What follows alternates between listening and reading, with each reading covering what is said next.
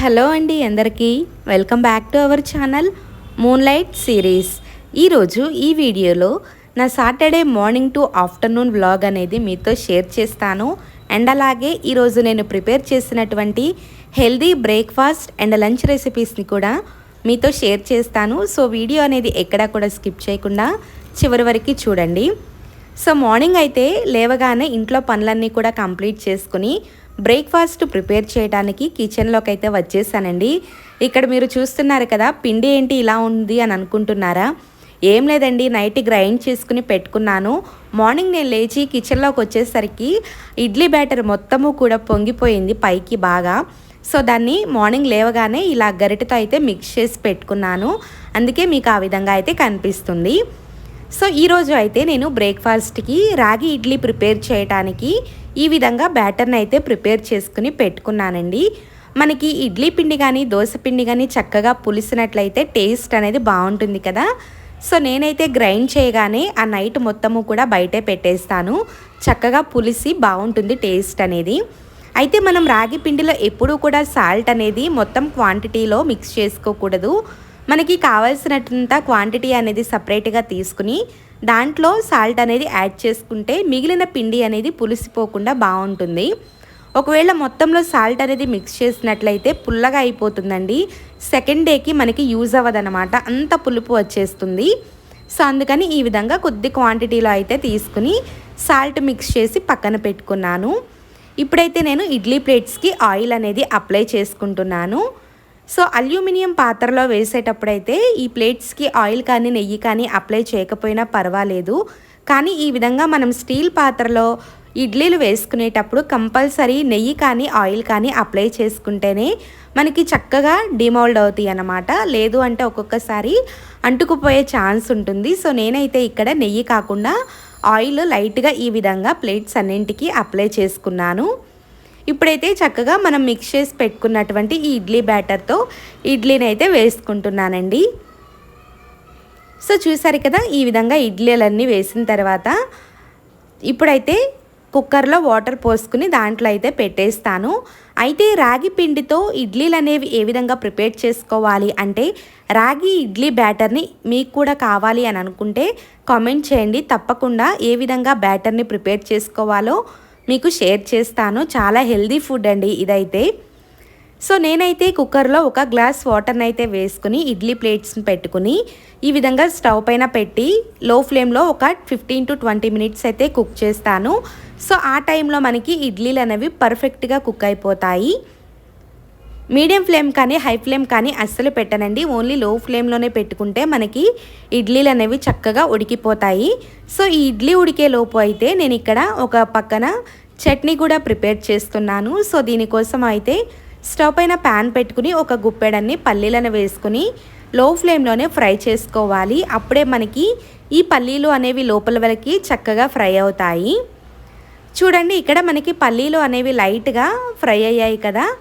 ఈ విధంగా ఫ్రై అయిన తర్వాత దీంట్లో మనకి స్పైసీకి కావాల్సినన్ని పచ్చిమిర్చిని చక్కగా వాష్ చేసుకుని ఇలా ముక్కలుగా కట్ చేసుకుని అయితే వేసుకున్నాను. ఇలా మధ్యలోకి తుంచుకుని వేసుకున్నట్లయితే మనకి మిర్చి అనేవి ఆయిల్ వేసిన తర్వాత పైకి చిందకుండా చక్కగా ఫ్రై అవుతాయండి. లేదు అని అంటే మనకి ఆయిల్ వేయగానే ఈ మిర్చి అనేవి పైకి చిందుతూ ఉంటాయి. సో అందుకని ఈ విధంగా మధ్యలోకి అయితే కట్ చేసుకుని వేసుకుంటాను. ఇప్పుడు దీనిలో కొద్దిగా ఆయిల్ని కూడా వేసుకుని ఒకసారి మిక్స్ చేసుకోవాలి. ఈ విధంగా మిక్స్ చేసిన తర్వాత వీటిని లో ఫ్లేమ్లోనే పెట్టుకుని చక్కగా ఫ్రై చేసుకుంటే మనకి మిర్చి అలాగే పల్లీలు అనేవి పర్ఫెక్ట్గా ఫ్రై అవుతాయి. పల్లీలు అనేవి సరిగా ఫ్రై అవ్వకపోతే మనకి చట్నీ టేస్ట్ అనేది అస్సలు బాగుండదండి. సో అందుకని కొద్దిగా టైం తీసుకున్నా కూడా పల్లీలని చక్కగా ఫ్రై చేసుకుంటేనే టేస్ట్ అనేది బాగుంటుంది. సో మనకి పల్లీలు మిర్చి ఫ్రై అయిన తర్వాత ఇక్కడ నేను ఒక చిన్న పచ్చి కొబ్బరి ముక్కని తీసుకుని ముక్కలుగా కట్ చేసుకుని వేసుకుంటాను. ఈ కొబ్బరి ముక్కల్ని కూడా లో ఫ్లేమ్లో ఒక 2 మినిట్స్ పాటు ఫ్రై చేసుకుంటే మనకి టేస్ట్ అనేది చాలా బాగుంటుంది. కొంతమంది డైరెక్ట్గా వేస్తూ ఉంటారండి, అలా కాకుండా ఒక్కసారి ఈ విధంగా ఫ్రై చేసి చట్నీ చేసి చూడండి, టేస్ట్ అనేది డెఫినెట్గా నచ్చుతుంది. చూడండి, ఇక్కడ మనం వేసినటువంటి కొబ్బరి ముక్కలు కూడా లైట్గా కలర్ అనేవి చేంజ్ అయ్యాయి కదా. ఇప్పుడు దీనిలో ఒక పిడికెడన్ని వేయించిన శనగపప్పుని వేసుకున్నాను. దీనిని కూడా ఒకసారి మిక్స్ చేసుకుని 1 మినిట్ పాటు ఫ్రై చేసుకుంటే మనకి టేస్ట్ అనేది బాగుంటుంది. చూసారు కదా, మనకి ఇక్కడ మొత్తము కూడా చక్కగా ఫ్రై అయిపోయాయి. ఈ విధంగా ఫ్రై చేసుకుంటే సరిపోతుందండి. ఇప్పుడైతే స్టవ్ ఆఫ్ చేసుకుని వీటన్నింటినీ కూడా కంప్లీట్గా చల్లగా అయ్యేంత వరకు వెయిట్ చేద్దాము. ఇవి చక్కగా చల్లారిన తర్వాత మాత్రమే మనం గ్రైండ్ చేసుకుంటే చట్నీ అనేది ఫైన్గా వస్తుంది. చూడండి, ఇక్కడైతే మనం ఫ్రై చేసి పెట్టుకున్నటువంటి మిర్చి మొత్తము కూడా చల్లగా అయిపోయాయి.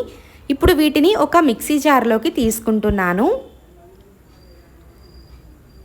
సో ఈ విధంగా మనం వేయించి పెట్టుకున్నటువంటి పల్లీలు, పుట్నాల పప్పు, మిర్చి ఏవైతే ఉన్నాయో వాటిని మిక్సీ జార్లోకి తీసుకుని దీనిలో టేస్ట్కి తగినంత ఉప్పు అండ్ అలాగే కొద్దిగా జీలకర్రని కూడా వేసుకోవాలి.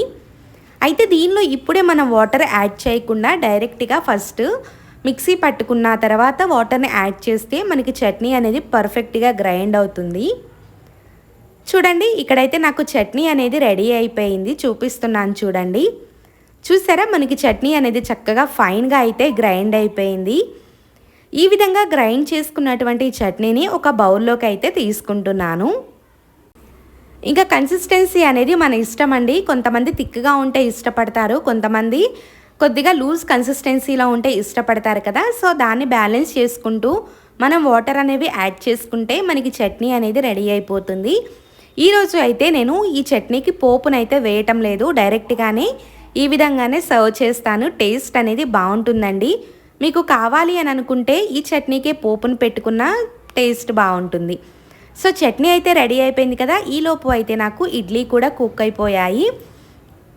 అయితే ఇడ్లీ ఎప్పుడైనా కూడా స్టవ్ ఆఫ్ చేసిన వెంటనే ఓపెన్ చేయకూడదు. ఒక 5 to 10 మినిట్స్ అలా పక్కన వదిలేస్తే మనకి ఆ స్టీమ్కి ఇడ్లీలు అనేవి పర్ఫెక్ట్గా సెట్ అయిపోతాయి. నేనైతే స్టవ్ ఆఫ్ చేసిన ఒక 5 మినిట్స్కి అయితే ఓపెన్ చేశానండి. ఇక్కడ మీకు చూపిస్తున్నాను కదా, చక్కగా ఇడ్లీలు అయితే ఈ విధంగా వచ్చేసాయి. అండ్ మనకి రిమూవ్ చేసుకోవడానికి కూడా చాలా ఈజీగా వస్తుంది. మీకు చూపిస్తున్నాను చూడండి. మనం ఆయిల్ అప్లై చేసుకున్నాం కదా ఇడ్లీ ప్లేట్స్కి. సో మనకి ఇడ్లీ బ్యాటర్ అనేది ఎక్కడా కూడా ప్లేట్స్కి అంటుకోకుండా చక్కగా వచ్చేసాయి. చూసారు కదా షేప్ కూడా. సో ఈ విధంగా ఇడ్లీకి కాంబినేషన్గా మనం ప్రిపేర్ చేసుకున్నటువంటి చట్నీని కూడా వేసుకుంటున్నాను. అండ్ ఒక చట్నీ ఉంటే తింటారా చెప్పండి ఇంట్లో వాళ్ళు, అందుకోసమని అల్లం చట్నీ కూడా చేశాను. అండ్ దీనితో పాటుగా ఒక హెల్దీ కారపొడిని కూడా సర్వ్ చేస్తున్నానండి. ఫ్లాక్స్ సీడ్స్ కారపొడి చాలా టేస్టీగా ఉంటుంది అండ్ అంతకు మించి హెల్దీ కూడా. సో మీకు ఈ రెసిపీ కావాలి అంటే చెప్పండి, మన ఛానల్లో తప్పకుండా పోస్ట్ చేస్తాను. అవిసె గింజలతో ప్రిపేర్ చేసుకునేటటువంటి కారపొడి చాలా అంటే చాలా టేస్టీగా ఉంటుంది. రైస్లోకే కాకుండా ఈ విధంగా టిఫిన్స్లోకి కూడా కాంబినేషన్గా అద్దరిపోతుంది. సో ఈరోజు అయితే మా బ్రేక్ఫాస్ట్కి హెల్దీ రాగి idli with peanut chutney and దానికి కాంబినేషన్గా ఫ్లాక్స్ సీడ్స్ కారపొడి అండ్ అల్లం చట్నీతో అయితే మా టిఫిన్ అనేది కంప్లీట్ అయిపోయింది. టేస్ట్ అయితే అద్దరిపోయిందండి. టిఫిన్ చేసిన తర్వాత టీ తాగాలి కదా. సో ఇక్కడైతే నేను అల్లం టీ కూడా పెట్టేశాను. అల్లం వేసినటువంటి టీ అంటే మా హస్బెండ్కి చాలా ఇష్టం అన్నమాట. సో అందుకోసమని ఎప్పుడు నేను టీ పెట్టినా కూడా అల్లం వేసే ప్రిపేర్ చేస్తాను. మేమైతే డైలీ టీ తాగము, కానీ ఈ విధంగా వీకెండ్స్లో బ్రేక్ఫాస్ట్ చేసిన తర్వాత అయితే కంపల్సరీ టీ తాగుతాము. అదొక హ్యాపీగా అనిపిస్తుంది అన్నమాట కడుపుకి. సో ఈ విధంగా అయితే టీ అనేది తాగేసాము. ఇక తర్వాత వచ్చేసి నేను ఆఫ్టర్నూన్ లంచ్ కోసము రైస్ అనేది కడిగి నానపెడతానండి. ఎందుకంటే మేము నార్మల్ రైస్ అంటే వైట్ రైస్ కాకుండా బ్రౌన్ రైస్ అనేవి తింటాము. సో మనకి బ్రౌన్ రైస్ అనేవి ఎప్పుడూ కూడా ఎక్కువసేపు నానితేనే రైస్ బాగుంటుంది అండ్ చాలా త్వరగా కుక్ అవుతుంది. కాబట్టి ముందుగానే ఈ విధంగా రైస్ని కుక్ చేసుకుని పెట్టుకుంటాను. చూసారు కదా, ఈ విధంగా అయితే బ్రౌన్ రైస్ ఉన్నాయి. నేనైతే వీటిని డీమార్ట్లో తీసుకుంటానండి. సో కాస్ట్ కూడా రీజనబుల్గా ఉంటుంది.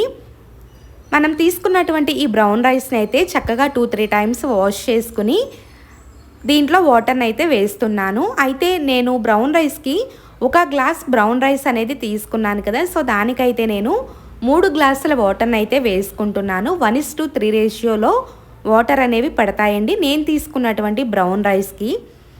సో ఈ విధంగా వాటర్ అనేది వేసిన తర్వాత ఇక్కడ మీకు ఒక టిప్ చెప్తున్నాను చూడండి. మనం డైరెక్ట్గా విజిల్ పెట్టకుండా ఒక టిష్యూ పేపర్ తీసుకుని ఈ విధంగా మధ్యలో ఒక చిన్న హోల్ లాగా చేసుకుని ఈ కుక్కర్ మూతకి పెట్టుకుని దీనిపైన మనం విజిల్ పెట్టుకున్నట్లయితే మనకి ఒక్కొక్కసారి విజిల్తో పాటు వాటర్ అనేవి బయటికి వస్తూ ఉంటాయి కదా. సో అలా మనకి వాటర్ అనేవి బయటికి వచ్చినా కూడా ఈ టిష్యూ అనేది పర్ఫెక్ట్గా చక్కగా అబ్జర్వ్ చేసేసుకుంటుంది. సో మనకి వాటర్ అనేవి బయటికి రావు. ఈ టిప్ అయితే నాకు చాలా బాగా హెల్ప్ అవుతుందండి. ఎందుకంటే నేను ఇక్కడ వండుతున్నది తక్కువ రైస్ అండ్ ఎక్కువ వాటర్ కాబట్టి కంపల్సరీగా వాటర్ అనేవి బయటకు వచ్చేస్తున్నాయి ఈ విజిల్తో పాటు. సో అందుకోసం అని నేను ఈ టిప్ని ఫాలో అవుతున్నాను. ఈ టిప్ అయితే నాకు చాలా బాగా హెల్ప్ అయిందండి. లేదు అంటే ఆ విజిల్తో పాటు వచ్చేటటువంటి వాటర్తో నా స్టవ్ మొత్తము కూడా పాడైపోయేది, అది క్లీన్ చేసుకోవడానికి టైం పట్టేది. అందుకని ఇలా ఫాలో అవుతున్నాను. మీకు కూడా నచ్చితే ఈ టిప్ అనేది ఫాలో అవ్వండి. ఇంకా రైస్ని నానపెట్టుకుని దాన్ని అయితే పక్కన పెట్టుకున్నాను కదా. ఇక ఇప్పుడైతే నేను లంచ్ కోసము దోసకాయ పప్పు ప్రిపేర్ చేద్దాము అని ఒక కప్పు కందిపప్పును తీసుకుని చక్కగా వాష్ చేసుకున్నాను. ఈ విధంగా వాష్ చేసిన తర్వాత దీనిలో కొద్దిగా వాటర్ని వేసుకుని పక్కన పెట్టుకుంటాను. కందిపప్పు నేను టైం లేదు అంటే ఇన్స్టెంట్గా అంటే అప్పటికప్పుడు కడిగి వండేస్తానండి. లేదు ఇలా వీకెండ్స్ అప్పుడు టైం ఉంది అని అనుకుంటే కనుక కంపల్సరీగా మినిమం ఒక హాఫ్ అన్ అవర్ వరకైనా నానపెడతానండి. అప్పుడు మనకి పప్పు అనేది చాలా త్వరగా ఉడికిపోతుంది అండ్ చాలా సాఫ్ట్గా కూడా ఉంటుంది. అలా ఉంటే నాకు టేస్ట్ ఎందుకో నచ్చుతుందన్నమాట. సో ఎలాగో సాటర్డే మా హస్బెండ్కి ఆఫీస్ కూడా లేదు, నిదానంగా లంచ్ అనేది ప్రిపేర్ చేయొచ్చులే అని ఈరోజు అయితే పప్పుని చక్కగా కడిగి ఒక హాఫ్ అన్ అవర్ అయితే పక్కన పెట్టుకుని నానపెట్టుకుంటాను. ఇది నానేలోపు అయితే బ్రేక్ఫాస్ట్ చేసినటువంటి గిన్నెలు అనేవి ఉన్నాయి, అవి మొత్తము కూడా క్లీన్ చేసిన తర్వాత వంట స్టార్ట్ చేసుకుందాంలే అని ఈ విధంగా ప్లాన్ చేసుకున్నాను. ఇక తర్వాత అయితే నేను గిన్నెలన్నీ కడిగేశానండి. ఇంకా పప్పు అయితే ప్రిపేర్ చేయడానికి వచ్చేసాను. అండ్ ఈరోజు చెప్పాను కదా దోసకాయ పప్పు వేద్దాము అని. నేను తీసుకున్నటువంటి పప్పు క్వాంటిటీకి ఈ సైజు దోసకాయ ఒకటైతే సరిపోతుందండి. సో ఈ విధంగా తీసుకున్నటువంటి దోసకాయని చక్కగా పీల్ చేసుకుంటున్నాను. ఇప్పుడు దీన్ని నీట్గా వాష్ చేసుకుని కట్ చేసుకోవాలి. మనం దోసకాయ ఎప్పుడు రెసిపీస్ ప్రిపేర్ చేసినా కూడా కంపల్సరీగా చేదు అనేది చెక్ చేసుకోవాలి. ఒకవేళ చేదు చెక్ చేసుకోవడం మర్చిపోయి కనుక రెసిపీ చేస్తే ఆ రెసిపీ మన టైం బాగోపోతే చేదైపోయింది అనుకోండి, రెసిపీ మొత్తం వేస్ట్ అయిపోతుంది. సో అందుకని అస్సలు మర్చిపోకుండా కంపల్సరీగా చేదు ఉందో స్వీట్గా ఉందో చెక్ చేసుకుని అప్పుడు మనం ఈ దోసకాయతో రెసిపీస్ అనేవి చేసుకోవాలి. సో ఈ విధంగా చక్కగా చిన్న చిన్న ముక్కలుగా అయితే కట్ చేసుకుని పెట్టుకున్నాను. అండ్ కొంతమంది దోసకాయలో విత్తనాలు వంటల్లో వాడరండి, మీరు కూడా వాడరా? ఒకవేళ వాడకపోతే ఎందుకు వంటల్లో దోసకాయ గింజల్ని వేయరో నాకైతే కామెంట్ చేయండి, నాకైతే తెలీదు. కానీ నేనైతే చిన్నప్పటి నుంచి మా అమ్మ వాళ్ళు ఈ విధంగానే వండేస్తూ ఉంటారు విత్తనాలతో పాటు. సో నేను కూడా అదే కంటిన్యూ చేస్తున్నాను. అండ్ కందిపప్పు చూసారా చాలా చక్కగా నానిపోయింది కదా, మనం సోక్ చేసి పెట్టుకున్నాం కాబట్టి. దీంట్లో మనం కట్ చేసి పెట్టుకున్నటువంటి దోసకాయ ముక్కలు అండ్ ఉప్పు కారము కొద్దిగా పసుపును కూడా వేసుకుని ఒక్కసారి మిక్స్ చేసుకుంటున్నాను. సో ఈ విధంగా మిక్స్ చేసిన తర్వాత దీనిపైన మూత పెట్టుకోవాలి. పప్పు ఉడకడానికి నేను ఆయిల్ కూడా ఏమీ వేయలేదండి, ఎందుకంటే మనం పప్పు నానబెట్టుకున్నాం కాబట్టి చాలా చక్కగా త్వరగా ఉడికిపోతుంది. సో ఇప్పుడైతే దీనిని స్టవ్ పైన పెట్టుకుని హై ఫ్లేమ్లో 4 to 5 విజిల్స్ పెట్టుకుంటే మనకి పర్ఫెక్ట్గా పప్పు అనేది రెడీ అయిపోతుంది. నేనైతే ఈరోజు 5 విజిల్స్ అయితే పెట్టేశాను. అండ్ ఇక్కడ నాకు ప్రెషర్ కూడా పోయింది. మీకు మూత తీసి చూపిస్తున్నాను చూడండి, చూస్తుంటేనే తెలుస్తుంది కదా మనకి పప్పు అనేది పర్ఫెక్ట్గా ఉడికిపోయింది. ఇప్పుడైతే ఒక్కసారి పప్పు గుత్తితో మెదుపుకుంటూ ఉన్నాను, చూడండి ఎంత మెత్తగా ఉందో పప్పు అయితే. సో ఈ విధంగా ఉంటే బాగుంటుందన్నమాట, టేస్ట్ కూడా బాగుంటుందండి ఇలా మనం సాఫ్ట్గా కుక్ చేసుకుంటే. ఇలా మెదుపుకున్నటువంటి ఈ పప్పులో నేను చింతపండు అనేది డైరెక్ట్గా వేయకుండా ఈ విధంగా చింతపండు రసం అనేది తీసివేస్తాను. నాకు ఇలానే నచ్చుతుంది, అంటే తినేటప్పుడు చింతపండు అనేది మనకి తగలకుండా బాగుంటుంది కదా. సో అందుకని ఈ విధంగా చింతపండు డైరెక్ట్గా వేయకుండా రసం అనేది వేస్తాను. సో ఇప్పుడు ఒకసారి మిక్స్ చేసుకుని దీనిని స్టవ్ పైన పెట్టి మీడియం టు హై ఫ్లేమ్లో అడ్జస్ట్ చేసుకుంటూ మనం దీనిని ఒక బాయిల్ వచ్చేంత వరకు కుక్ చేసుకోవాలి. ఎందుకంటే మనం చింతపండు రసం యాడ్ చేసుకున్నాం కాబట్టి ఆ విధంగా ఒక బాయిల్ వచ్చేంత వరకు కుక్ చేసుకుంటే టేస్ట్ అనేది బాగుంటుంది.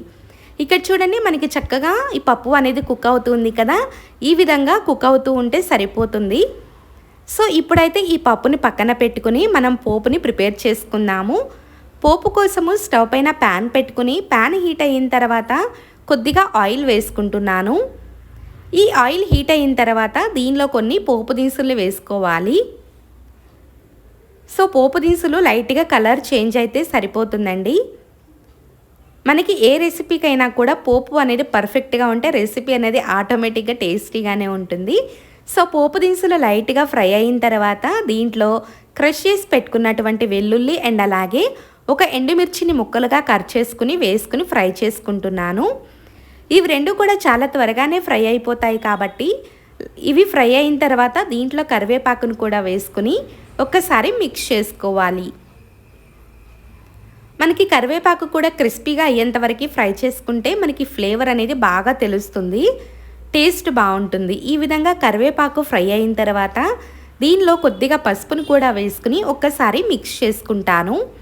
సో ఇంతే అండి, మనకి పోపు అయితే రెడీ అయిపోయింది. ఇప్పుడు దీంట్లో మనం ముందుగా ఉడికించి పెట్టుకున్నటువంటి ఈ పప్పు మిశ్రమం మొత్తాన్ని వేసుకోవాలి.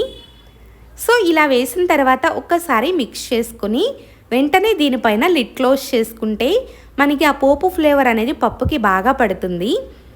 ఈ విధంగా లిడ్ క్లోజ్ చేసిన తర్వాత లో ఫ్లేమ్లో ఒక 2 to 3 minutes పాటు మనం కుక్ చేసుకుంటే కన్సిస్టెన్సీ కూడా మనకి కావాల్సిన విధంగా కుక్ చేసుకోవచ్చు. అండ్ పోపు ఫ్లేవర్ కూడా ఈ పప్పుకి పట్టి టేస్ట్ అనేది బాగుంటుంది.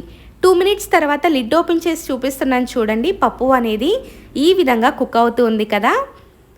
సో ఇప్పుడు దీంట్లో చాప్ చేసి పెట్టుకున్నటువంటి కొత్తిమీరను కూడా వేసుకుంటున్నాను. నేనైతే అన్ని రెసిపీస్లో కూడా కొత్తిమీర అనేది కంపల్సరీ యాడ్ చేస్తానండి. కొత్తిమీర అనేది హెల్త్కి మంచిది అండ్ అంతేకాకుండా రెసిపీస్ అనేవి టేస్టీగా రావడానికి కూడా మనకి ఒక మెయిన్ ఇంగ్రీడియంట్గా హెల్ప్ అవుతుంది. సో నేను అస్సలు మిస్ అవ్వను కొత్తిమీరని. కొత్తిమీర ఈ విధంగా పప్పులో కలిసిన తర్వాత ఒకసారి లిడ్ క్లోజ్ చేసుకుని లో ఫ్లేమ్లోనే ఒక 2 minutes పాటు మనం కుక్ చేసుకున్నట్లయితే మనం వేసినటువంటి కొత్తిమీర ఫ్లేవర్ మొత్తము కూడా పప్పుకి బాగా పట్టి టేస్ట్ అనేది చాలా బాగుంటుంది. సో ఇప్పుడు 2 minutes తర్వాత మీకు లిడ్ ఓపెన్ చేసి చూపిస్తున్నాను చూడండి. లిడ్ ఓపెన్ చేయగానే పప్పు స్మెల్ అయితే అదిరిపోయిందనమాట. సో చూడండి, ఇక్కడ మనకైతే పర్ఫెక్ట్గా పప్పు అయితే రెడీ అయిపోయింది. కన్సిస్టెన్సీ కూడా చూసారు కదా, ఈ విధంగా ఉన్నప్పుడే మనం స్టవ్ ఆఫ్ చేసుకోవాలండి. ఎందుకంటే ఇప్పుడు చూడటానికి కొద్దిగా పలుచగా ఉన్నా కూడా పప్పు అనేది చల్లారిన తర్వాత తిక్కగా అయిపోతుంది, అంటే గట్టిగా అయిపోతుంది అనమాట దగ్గరకు వచ్చేసి. అందుకని ఈ కన్సిస్టెన్సీలో ఉంటేప్పుడే స్టవ్ ఆఫ్ చేసుకుంటే మనకి అది చల్లగా అయిన తర్వాత కూడా పర్ఫెక్ట్ కన్సిస్టెన్సీలోకి రెడీ అయిపోతుంది. సో చూసారు కదా అండి, దోసకాయ పప్పు అయితే రెడీ అయిపోయింది.